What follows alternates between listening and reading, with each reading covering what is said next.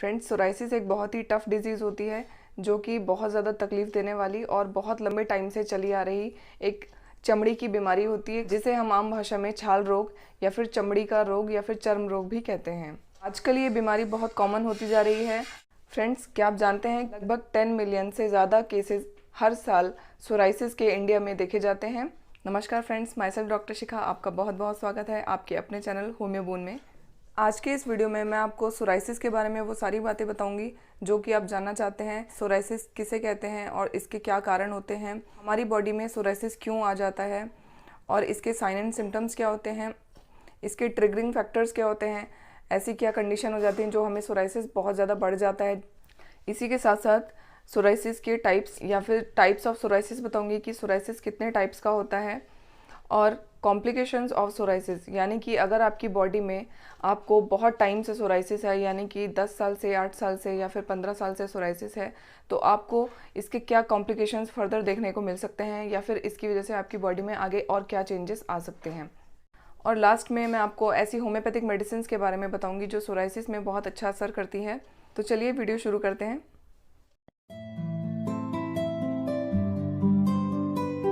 Friends, video start करने से पहले आप सभी से एक रिक्वेस्ट है, अगर आप मेरे चैनल पर पहली बार आए हैं तो कृपया मेरे चैनल को सब्सक्राइब कर लें, जिससे कि आपको आगे आने वाली वीडियोस के नोटिफिकेशंस टाइम पर मिलते रहें। सोराइसिस एक ऐसी स्किन की डिजीज़ होती है जो कि बहुत टाइम से बॉडी में प्रेजेंट रहती है, जैसे कि 5 साल, 10 साल, 20 साल या फिर कभी कभी लाइफ लॉन्ग भी चलती है। तो सोराइसिस के पेशेंट बहुत टाइम से, बहुत सालों से इस बीमारी से सफ़र करते हुए आ रहे होते हैं। चलिए जानते हैं सोराइसिस होता क्या है। तो सोराइसिस एक ऑटो इम्यून डिजीज़ है। अब ऑटो इम्यून का मतलब क्या होता है? ऑटो इम्यून कंडीशन ऐसी कंडीशन होती है जो हमारा इम्यून सिस्टम है वो हमारी बॉडी के हेल्दी सेल्स को ख़त्म करने लगता है या फिर उन पे अटैक करने लगता है। Now let's talk about the immune system. Immune system हम किसको कहते हैं? इम्यून सिस्टम एक ऐसा डिफेंस मैकेनिज्म होता है हमारी बॉडी का, जिसमें हमारी बॉडी रोगों से लड़ने की ताकत को शो करती है। अगर मान लीजिए एटमॉस्फेयर में कोई भी चेंजेस आ रहे हैं या फिर बैक्टीरिया वायरसेस आ रहे हैं, तो हर किसी को ये बैक्टीरिया वायरसेस नहीं इन्फेक्ट करेंगे। जिस भी पर्सन का इम्यून सिस्टम अंदर से वीक होगा उसी को इन्फेक्शन सबसे पहले लगता है और उसी को ये बीमारियां सबसे पहले होती हैं। तो कुल मिलाकर ये हमारा एक डिफेंस मैकेनिज्म होता है जो हमारी हर तरह की बैक्टीरिया वायरसेस और इन्फेक्शन से लड़ने में हमारी रक्षा करता है। तो अगर जो इम्यून सिस्टम है वो अगर किसी भी पर्सन का वीक होता है तो इसको ना सिर्फ सोराइसिस बल्कि बहुत सारी बीमारियां आने के चांसेस रहते हैं। सो यहाँ पर मैं आपको बहुत ही इंपॉर्टेंट बात बताना चाहती हूँ कि सोराइसिस एक ऐसी स्किन की कंडीशन होती है जो एक से दूसरे में नहीं फैलती है। ये सिर्फ एक इम्यून सिस्टम से रिलेटेड बीमारी होती है। जिसका भी इम्यून सिस्टम वीक होता है उसको सोराइसिस हो सकता है। इसका मतलब ये नहीं होता है कि अगर आप सोराइसिस वाले पेशेंट के साथ अगर बैठते हैं तो आपको सोराइसिस हो जाएगा। ये कोई छुआछूत की बीमारी नहीं होती है। चलिए जानते हैं इसके साइन एंड सिम्टम्स के बारे में, या फिर आपकी बॉडी में एग्जैक्टली सोराइसिस की कंडीशन में क्या होता है। तो जिसको भी सोराइसिस होता है उसको बॉडी में रेड पैचेस आना स्टार्ट हो जाते हैं और उन पैचेस पर वाइटिश या फिर सिल्वर कलर के स्केल्स आना स्टार्ट हो जाते हैं या फिर पपड़ी जमा होना स्टार्ट हो जाती है। तो इस कंडीशन को हम सोराइसिस कहते हैं। और उन इरप्शंस पे बहुत ज़्यादा खुजली होती है, रेडनेस होती है और खुजाने के बाद बहुत ज़्यादा बर्निंग होती है। सोराइसिस आपकी बॉडी में कहीं पर भी हो सकता है। इसमें आपके हाथ इन्वॉल्व हो सकते हैं, आपका स्कैल्प इन्वॉल्व हो सकता है, आपके सर की जो चमड़ी होती है उसको स्कैल्प कहते हैं वो इन्वॉल्व हो सकता है, आपके पैर इन्वॉल्व हो सकते हैं, आपके पेट पर हो सकता है, आपके बैक पर हो सकता है, बटक्स पर हो सकता है, नीज़ पर हो सकता है, आपकी एल्बोज पर हो सकता है। तो ये सारे ऑर्गन्स इन्वॉल्व हो सकते हैं आपकी बॉडी के। किसी किसी पर्सन में सोराइसिस की कंडीशन में इतनी वायलेंट इचिंग होती है, अगर वो पर्सन वहाँ पे खुजलाते हैं, बहुत ज़्यादा स्क्रैच करते हैं तो उन पर्सन्स में ब्लीडिंग तक होने लगती है और फिर वहाँ पे इंटेंस बर्निंग भी होती है। अब समझते हैं हमारी जो स्किन है उसमें क्या चेंजेस आते हैं सोराइसिस की कंडीशन में, अंदरूनी तौर पर क्या ऐसे चेंजेस आते हैं। तो सबसे पहली बात, हमारी जो स्किन है सबसे बड़ा लार्जेस्ट ऑर्गन माना जाता है हमारी बॉडी का, क्योंकि ये पूरी बॉडी में फैली होती है। तो हमारी जो स्किन है उसके सेल्स नॉर्मली 10 to 28 डेज़ यानी कि 10 से 28 दिन के बीच में चेंज होना स्टार्ट होते हैं, यानी कि पुराने सेल्स निकलते हैं और नए सेल्स उसकी जगह पर वापस आते हैं। बट सोराइसिस के केस में क्या होता है, आपके जो स्किन के सेल्स होते हैं वो 3 से 4 दिन में ही चेंज होना स्टार्ट हो जाते हैं और बहुत जल्दी जल्दी उनमें रीजनरेशन होना स्टार्ट होता है। एक सेल अच्छे से डेवलप नहीं हो पाता है या मैच्योर नहीं हो पाता है, तब तक दूसरे सेल की लेयर आ जाती है। तो इस वजह से जहाँ पे भी आपको सोराइसिस होता है वहाँ पर आपकी बहुत ज़्यादा स्केलिंग होती है, बहुत पपड़ियाँ निकलती हैं, स्केल्स निकलते हैं और बहुत आपको स्वेलिंग होती है, इचिंग होती है।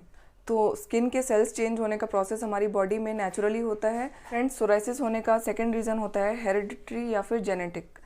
अगर आपके मैटरनल साइड या फिर पैटर्नल साइड, मतलब आपके माता पिता या फिर नाना नानी या फिर दादा दादी की साइड में किसी को भी सोराइसिस है तो आगे की जनरेशन में सोराइसिस होने के चांसेस बहुत ज़्यादा बढ़ जाते हैं। बट ये ज़रूरी नहीं है कि ऐसा हो ही, बट मोस्टली केसेस में ऐसा देखा गया है कि अगर पर्सन के पेरेंट्स को या ग्रैंड पेरेंट्स को सोराइसिस की कंप्लेंट रह चुकी है तो ये आगे की जनरेशन में भी ट्रांसफ़र हो जाता है। इसका थर्ड रीज़न देखा गया है सर्जरी या फिर इंजरी। अगर आपकी बॉडी की किसी भी तरह की सर्जरी हुई है या फिर आपको इंजरी हुई है तो उस केसेस में भी सोराइसिस की कंडीशन सामने आई है कुछ केसेस में। एग्जाम्पल के तौर पर, अगर आपकी बॉडी में किसी भी तरह का कट हो गया है या फिर आपको किसी भी तरह की इंजरी हो गई है तो वहाँ के जो सेल्स हैं वो हील होने के लिए स्किन पे कई लेयर्स आती हैं। चलिए अब बात कर लेते हैं टाइप्स ऑफ सोराइसिस, यानी कि सोराइसिस कितने टाइप का होता है। तो सोराइसिस 7 तरह का होता है। इसमें सबसे पहला सोराइसिस आता है प्लाक सोराइसिस, जिसमें कि आपकी बॉडी में इस तरह का सोराइसिस कहीं पे भी डेवलप हो सकता है और वहाँ पर बड़े बड़े प्लाक के फॉर्म्स में सोराइसिस डेवलप हो जाता है। मैंने आपको पिक्चर में भी शो किया है, तो इस तरह का ये प्लाक सोराइसिस दिखता है। ये बहुत ही कॉमन टाइप का सोराइसिस होता है। प्लाक सोराइसिस सबसे ज़्यादा कॉमन होता है। फ्रेंड्स, दूसरे टाइप का सोराइसिस होता है गट्टेड सोराइसिस। इस तरह का सोराइसिस 10 में से 2% केसेस में देखने को मिलता है और ये मोस्टली चिल्ड्रन में देखा जाता है या फिर यंग अडल्ट्स में देखा गया है। और स्पेशली ये ट्रंक पे होता है, यानी कि आपके चेस्ट पर, एब्डोमेन पे हो सकता है या फिर आपके बैक पर हो सकता है।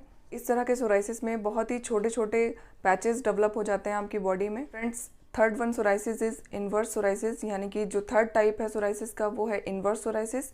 इसमें क्या होता है, ये ऐसी जगह पर होता है जहाँ पर आपकी बॉडी फोल्ड्स में कन्वर्ट हो रही होती है, जैसे कि अंडर ब्रेस्ट, जैसा कि आपको पिक्चर में भी शो किया हुआ है। ये अंडर ब्रेस्ट हो सकता है या फिर ग्रोइन रीजन में हो सकता है या फिर आपका आर्म पिट्स में हो सकता है, स्किन फोल्ड्स अराउंड जेनाइटल्स में हो सकता है, बटक्स में हो सकता है। मतलब आपकी बॉडी जहाँ पर भी फोल्ड हो रही होती है वहाँ पर इस तरह का सोराइसिस मिलता है देखने को। और इस तरह का सोराइसिस बहुत ही चिकना होता है, बहुत शाइनी होता है, बहुत इचिंग होती है वहाँ पर। इस तरह का सोराइसिस ब्राइट रेड कलर का होता है और जिसमें स्केल्स नहीं होते हैं। क्योंकि इस तरह का सोराइसिस स्किन फोल्ड्स में होता है तो ये जब भी इस जगह पर पसीना आता है, स्वेटिंग होती है, तो इस तरह का सोराइसिस बहुत ज़्यादा बढ़ जाता है। और इस तरह का सोराइसिस रबिंग करने से या फिर फ्रिक्शन से बहुत ज़्यादा बढ़ता है, अगर वहाँ पे किसी तरह की रगड़ हो रही है या फ्रिक्शन डेवलप हो रहा है। या इसके बाद आता है पस्टुलर सोराइसिस, जो कि 4th टाइप ऑफ सोराइसिस होता है। इस तरह का सोराइसिस बहुत ही अनकॉमन होता है, बहुत कम देखने को मिलता है, बट ये बहुत ही सीरियस कंडीशन होती है। इसमें आपकी बॉडी में कहीं पर भी आपको पस्ट्यूल्स डेवलप हो जाते हैं जिसमें पस फिल्ड होता है और वहाँ पर बहुत ज़्यादा इचिंग होती है। इस तरह के सोराइसिस में पस फील्ड बम्प्स डेवलप हो जाते हैं और इसके चारों तरफ रेड कलर की स्किन डेवलप हो जाती है। और कभी कभी ये इस तरह का सोराइसिस आपकी पूरी बॉडी को कवर कर लेता है और जिसको हम बाद में जनरलाइज्ड पस्टुलर सोराइसिस कहते हैं, जो कि बहुत सीरियस कंडीशन होती है। फ्रेंड्स, 5th टाइप का सोराइसिस होता है एरिथ्रोडर्मिक सोराइसिस। इस तरह का सोराइसिस बहुत ही कम देखने को मिलता है और ये बहुत ही सीरियस कंडीशन होती है। ये सोराइसिस आपकी लगभग पूरी बॉडी को कवर कर लेता है। ये वाइड स्प्रेड हो जाता है जिसमें फायरी स्किन देखने को मिलती है, बहुत रेड कलर की स्किन हो जाती है और इसको देखने में ऐसा लगता है जैसे कि वहाँ की स्किन बिल्कुल बर्न हो गई है। 6th टाइप ऑफ सोराइसिस होता है नेल सोराइसिस। जैसा कि नाम से ही पता चल रहा है, ये आपके नेल्स में डेवलप होने लग जाता है, तो इसको हम नेल सोराइसिस कहते हैं। इसमें आपके नेल्स बहुत ज़्यादा ब्रिटल हो जाते हैं और येलोइश कलर डेवलप हो जाता है नेल्स में, येलो कलर के नेल्स। इसमें आपके नेल्स में गड्ढे डेवलप हो जाते हैं, इसमें pitting type of condition develop हो जाती है। इस तरह के नेल्स छूने से बहुत ज़्यादा पेनफुल होते हैं।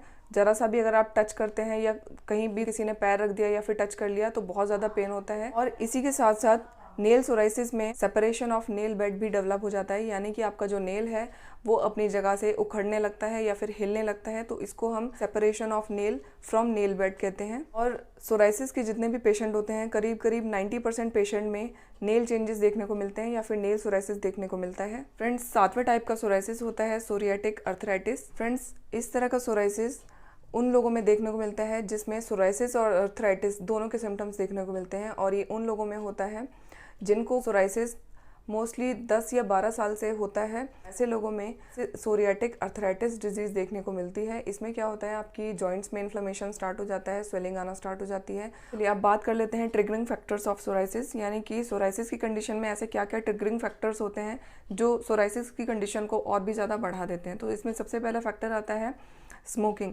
अगर आपको सोराइसिस है और अगर आप स्मोकिंग कर रहे हैं तो ये आपकी कंडीशन को और बढ़ा देता है। फ्रेंड्स, दूसरा फैक्टर आता है इसमें स्ट्रेस, यानी कि सोराइसिस की कंडीशन में अगर आप स्ट्रेस लेते हैं तो ये और भी ज़्यादा कंडीशन आपकी वर्स हो जाती है, बढ़ जाती है।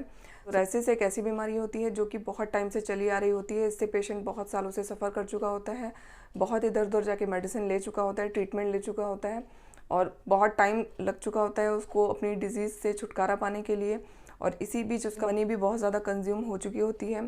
तो इन सारे फैक्टर्स को मिला के पेशेंट बहुत ज़्यादा स्ट्रेस में चला जाता है, एंग्जाइटी में चला जाता है, और साथ साथ कहीं कहीं पर सोराइसिस या फिर चर्म रोग के जो पेशेंट होते हैं वो अपने आप को आइसोलेटेड फील करने लगते हैं। कुल मिला के सारे फैक्टर्स स्ट्रेस कॉज करते हैं, और अगर पेशेंट ऐसे में स्ट्रेस लेता है तो उनकी कंडीशन और ज़्यादा बढ़ सकती है। फ्रेंड्स, थर्ड रीज़न होता है इसमें हार्मोनल चेंजेस। अगर आपकी बॉडी में हार्मोनल चेंजेस हो रहे हैं तो भी आपका सोराइसिस बढ़ सकता है। फोर्थ रीज़न होता है फूड्स, यानी कि अगर आप कुछ ऐसे फूड्स, पर्टिकुलर फूड्स खा रहे हैं जिससे आप सोराइसिस की कंडीशन आपकी एग्रेवेट हो रही है, तो आपको उस फूड से एलर्जी हो सकती है। उस फूड को आपको छोड़ देना चाहिए, जिसमें कि ब्रिंजल हो गया, किसी किसी को ब्रिंजल से प्रॉब्लम बढ़ जाती है सोराइसिस में। डेयरी प्रोडक्ट्स हो गए या खट्टी चीज़ें हो गई, खट्टे फ्रूट्स हो गए। और इसी के साथ साथ अगर आप नॉन वेजिटेरियन खाना खा रहे हैं या नॉन वेज का इस्तेमाल ज़्यादा कर रहे हैं तो उससे भी आपको सोराइसिस बढ़ सकता है। स्पेशली आप नॉन वेज में अगर रेड मीट खा रहे हैं या फिर बहुत ज़्यादा स्पाइसी फूड खा रहे हैं तो भी आपका सोराइसिस बढ़ जाता है। फिफ्थ रीज़न आता है सोराइसिस के ट्रिगर होने का, कोल्ड वेदर। और अगर कोल्ड वेदर में, ड्राई वेदर में अगर आपको सोराइसिस की कंडीशन बढ़ जाती है तो आप वहाँ पर सिंपल कोकोनट ऑयल लगाएं या फिर उसको टाइम टाइम पर मॉइस्चराइज करते रहें, पानी ढेर सारा पिएं, तो आप इस कंडीशन से बहुत जल्दी रिलीफ पा सकते हैं। चलिए बात कर लेते हैं अब होम्योपैथिक मेडिसिन की। सोराइसिस के केस में कौन सी होम्योपैथिक मेडिसिन बहुत अच्छा असर करती है। तो यहाँ पर मैं सबसे पहले आपको एक बात बताना चाहती हूँ, क्योंकि सोराइसिस एक बहुत ही टफ डिजीज़ है, ये एक बहुत जटिल बीमारी है जिसमें बहुत सारे चेंजेस आते हैं ट्रीटमेंट के दौरान। तो आपको बहुत ज़्यादा पेशेंस रखने की ज़रूरत है कि एक ऑटो इम्यून डिजीज़ है, तो आपको बहुत ही पेशेंस के साथ मेडिसिन लेनी होंगी, अपना ट्रीटमेंट कंटिन्यू रखना होगा, बीच में आपका ट्रीटमेंट बिल्कुल भी ब्रेक नहीं होना चाहिए। कम से कम आपको इसकी मेडिसिन 6 से 8 महीने तक लेनी ही पड़ेगी, और इससे ज़्यादा भी टाइम लग सकता है। पेशेंट की कंडीशन के ऊपर डिपेंड करता है और पेशेंट को ये बीमारी कब से है उसके ऊपर डिपेंड करता है। सो फ्रेंड्स, ट्रीटमेंट की बात कर लेते हैं। तो सोराइसिस के पेशेंट का ट्रीटमेंट करने के लिए सबसे पहले पूरा केस टेकिंग लेनी होती है। सभी जो पेशेंट होते हैं उनकी इंडिविजुअलिटीज़ अलग अलग होती है, सबकी प्रकृति अलग अलग होती है और सबको सिम्टम्स भी अलग अलग आते हैं, और तो इसी के आधार पर होम्योपैथी में ट्रीटमेंट किया जाता है। बट सोराइसिस एक बहुत ही लॉन्ग टर्म डिजीज़ होती है जो कि बहुत लंबे टाइम से चली आ रही होती है। तो हमें पेशेंट का ट्रीटमेंट उसकी केस हिस्ट्री के आधार पर करना होता है, जिसमें हम पेशेंट के हेड टू टो तक, सर से पाँव तक सारे सिम्टम्स लेते हैं, नोट डाउन करते हैं, और फिर उसके बेस पर उनके लिए कॉन्स्टिट्यूशनल मेडिसिन निकालते हैं। तो यहाँ से पॉसिबल नहीं है कि इस तरह से ट्रीटमेंट दिया जाए। तो मैं कुछ ऐसी मेडिसिन आपको बताने जा रही हूँ जो लगभग सभी पेशेंट्स में असर दिखाती है। अगर इसके बाद भी अगर आपको रिलीफ नहीं होता है तो आप अपने नियर बाई होम्योपैथिक डॉक्टर से ज़रूर कंसल्ट करके ट्रीटमेंट अपना स्टार्ट करें। फ्रेंड्स, आज मैं आपको एक ऐसी ब्रांड की मेडिसिन बताने जा रही हूँ जो कि पेटेंट मेडिसिन है, और इस ब्रांड का नाम है रेक्वेग। तो फर्स्ट मेडिसिन है R65।